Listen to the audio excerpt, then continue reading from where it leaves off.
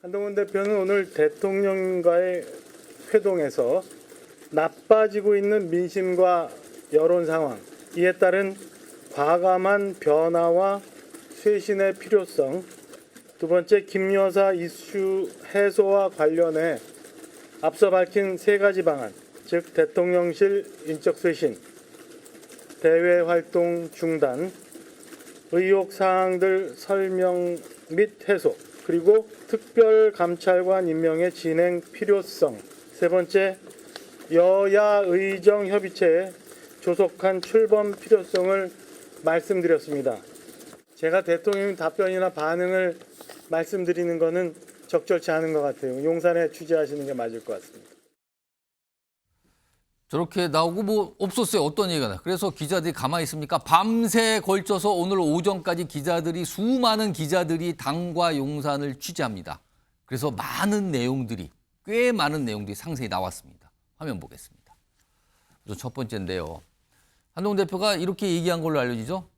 김건희 여사랑 인적 쇄신 이런 거 필요한데요. 그랬더니 윤석열 대통령이 아니 누가 뭘 잘못했는지 구체적으로 전달하면 판단하겠다.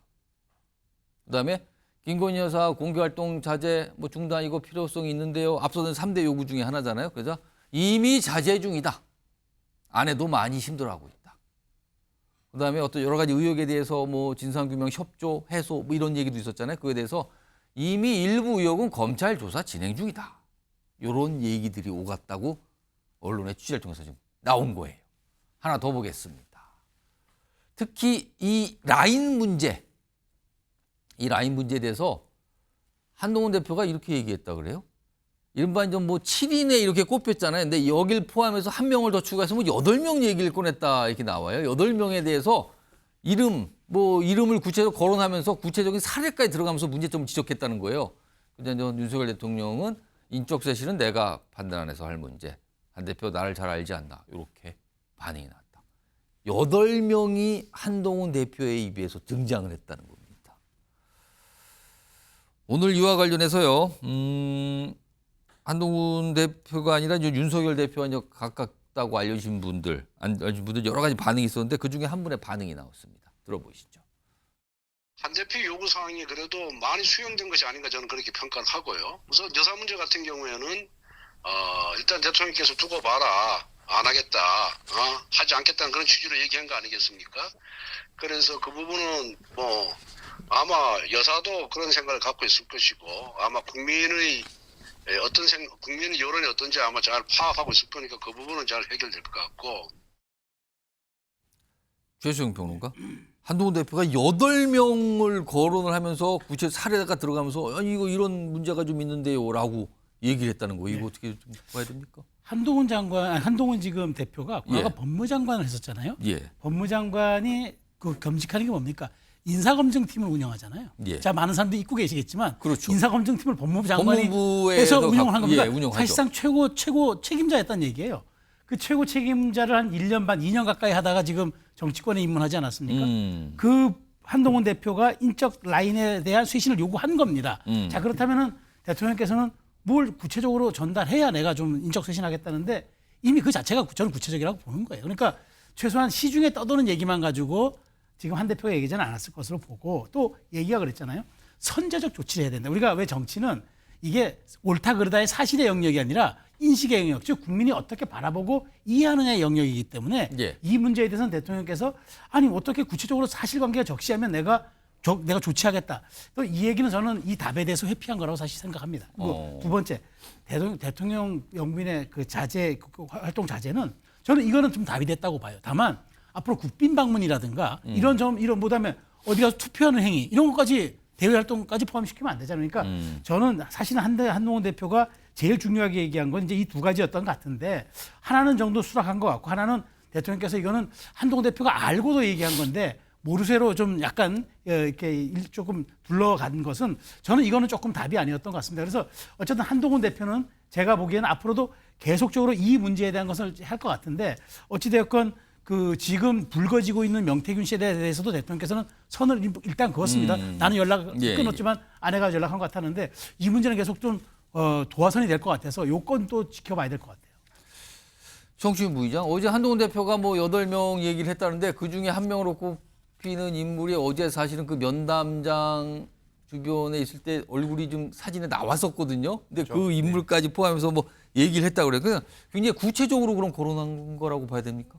그런 걸로 알려지고 있습니다. 뭐 그 중에 한 명은 저도 뉴스와이드에서 얘기를 했었는데 예. 지난 6월 그 음주운전에서 면허 취소된 그 선임 행정관 그 사람에 대한 사례를 이렇게 얘기하면서 징계해야 된다라는 건의도 했다고 나옵니다. 그래서 신인으로 지적됐던 사람들의 한 명 더해서 8명까지인데 뭐 인사, 뭐 국정기획, 뭐 그 시민사회 속 다 예. 이렇게 전방위적으로 펼쳐져 있는 사람들인데 지금 그 대통령의 입장은 구체적으로 드러난 게 없지 않느냐라고 주장을 하고 있는데 사실 과연 그 사람들이 그리고 김건희 여사와 연락을 주고받았다는 것 자체가 문제는 되지 않는다라고 말하고 있잖아요. 그것을 구체적으로 밝히기는 상당히 어렵습니다. 그 사람들을 무슨 뭐 범죄 혐의가 있는 것도 아니고 지금 피의 사실이 있는 것도 아니기 때문에 단지 그 사람들이 자신들의 직책에 맞는 일을 하는 것이 아니라 김건희 여사와 따로 보고를 하고 김건희 여사에게 뭔가 따로 한남동 관저에 찾아가서 보고를 할 정도의 사이로 구축되어 있다. 이게 지금 그 문제의 발단인 건데 그거는 어떻게 밝힙니까? 사실 밝히기 어렵죠. 근데 밝히기 어려운 것들이 지금 다 드러났잖아요. 왜 어떻게 드러났겠습니까? 용산 대통령실 출입 기자들이 그들과 소통하면서 아무래도 대통령실 출입 기자들은 전방위적으로 소통을 하기 때문에 그들로부터 들은 얘기들, 이 사람들이 정말 김건희 여사와 가깝게 지나가고 있구나. 예. 그리고 결정적인 거는 그 김대남 전 행정관의 녹취록. 그 사람이 뭐 십상시가 있다라고 얘기한 것처럼 뭔가 용산 대통령실에 뭔가 김건희 여사와 연락하는 실세들이 있다. 그리고 그 사람 김대남 전 행정관이 뭐라고 했습니까? 윤석열 대통령은 아주 평가절하했었죠. 그런 것들이 대통령실의 전반적 분위기 아니냐라는 의혹들이 사실 작년부터 있었는데 녹취록으로 이제 수면 위로 드러난 것이거든요. 그러면은 아까 최수영 평론가님 말씀하셨지만 사실보다 중요한 건 국민들 어떻게 인식하냐잖아요. 그렇게 인식하고 있으면 쇄신을 해야죠. 근데 그거에 대해서 사실상 나의 영역이니 건드리지 말라라고 지금 선언을 한 것이고 그리고 김건희 여사의 활동 자제 이거 사실 그 한동훈 대표는 활동 자제가 아니라 아예 중단하라고 한 거거든요. 그러니까 2021년 12월 기자회견 그 약속을 지켜라. 그때 기자회견 약속이 뭐였습니까? 활동을 자제하겠다가 아니라 영부인으로서 활동하지 않고 부인으로서의 삶을 살겠다. 그 약속 지키라는 거거든요. 그러면 앞으로 계속 쭉 중단해야 됩니다. 그렇기 때문에 대통령의 답변 역시 지금 잠깐 자제하고 있다라는 말씀을 하신 거기 때문에 사실상 거부한 것이고 마지막으로 그 의혹에 대한 해명 지금 뭐 수사받고 있다. 디올백, 도이치모터스 주가 조작 의혹 다 불기소 결정 났고요. 저는 아마도 대통령께서 뭐 국민과의 뭐 간담회, 뭐 국민 간담회가 됐든 다양한 방식으로 이전 총선 이전에 있었던 그 디올백 관련 문제에 대해서 본인이 제 아내가 박절하지 못해서 그런 일이 발생했다라는 정도의 그냥 변명 정도를 하시지 않을까. 그러면서 명태균 씨에 대해서 내가 직접 표명하겠다는 건 역시 뭔가 국민들이 납득할 만한 수준으로는 해명하지 않을 걸로 봅니다. 그렇기 때문에 사실상 한동훈 대표의 3가지 요구안 다 거절한 것으로 지금 저희는 보고 있습니다. 인적 쇄신 잠깐 말씀드려도 될까요? 예, 말씀하세요. 인적 쇄신 저는 이거 아마 받아들여진 걸로 좀 봐야 될 것 같다 생각해요. 그러니까 명백한 거부는 아니다. 예. 왜냐면요. 지금 구체적인 이유가 뭐냐고 이제 다시 대통령께서 물어봤다 그러는데 예. 구체적인 이유를 대라. 그거는 사실 원론적인 얘기예요. 인사를 하려면 인사하는 이유가 있어야 되지 않습니까? 해임을 하거나 전출을 보내려면 그 근거가 있어야 됩니다. 그건 당연한 얘기고요. 그다음에 또 하나 뭐냐면 대통령 입장에서는요. 자기 고유의 권한이 인사권 아닙니까? 예. 그거를 떠밀려서 하는 모습을 만들고 싶지 않을 겁니다. 그 이유가 또 있고요. 그리고 또 하나 마지막 이유가 뭐냐면 11월 달, 그러니까 다음 달이죠. 다음 달 되면 대통령 임기가 반환점입니다. 예. 보통 대통령 임기가 반환점 되면은요 인사를 보통 합니다. 왜냐하면 용사에서 그렇게 오랫동안 2년 넘게 일하면요 직원들의 피로도가 상당히 쌓이거든요. 그리고 또 젊고 또 전문가 새로운 피를 수혈해서 국정 운영의 동력을 새롭게 이제 활력을 넣는 이런 이제 계기를 만들기 때문에 아마 지금 당장 한동훈 대표 요청에 떠밀려서 하기보다는 조금 시간이 걸리더라도 인적 쇄신은 조만간 이루어지지 않을까 그런 생각합니다. 저 어제 면담에서는 명태균 씨와 관련된 얘기도 지금 오간 걸로 알려지거든요. 화면 좀 보겠습니다. 요 얘기가 있었는데 윤석열 대통령의 얘기가 이렇게 전해지고 있습니다. 뭐 대선 전 얘기하면서 뭐 그런 얘기가 뭐 있었지만 뭐 조언 들어와 뭐 있었지만 그 이후에 인연을 단호히 잘랐다. 하지만 아내의 경우 나와 달리 명시를 달래려고 했었던 것 같다.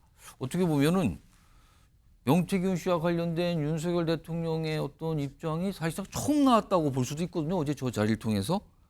이준우 의원 뭐 한자 1분 정도 될 테니까 이거 어떻게 좀 이해해야 될까요? 이건? 아마 저기 후보 시절이죠. 후보 시절에 이제 명태균 씨 통해서 여론조사 관련된 걸 받았지 않았느냐라는 이제 주장이 나오고 있습니다. 그런데 지금 알려진 바로는 윤한홍 의원이 윤한홍 의원이 어떤 행사, 공식 행사장에서 윤 대통령 후보 시절이죠. 후보 옆에 있는 명태균 씨를 보면서 조심해야 된다. 사기 등의 전과가 있는 사람이라고 충고를 했고 예. 그때부터 대통령 거리를 뒀다 하거든요. 그러니까 어제도 대통령 얘기는 그 이후에는 거리를 뒀다라는 예. 설명. 다만 이제 아내의 경우는 뭐 달래려고 좀 한 것 같다. 그렇죠.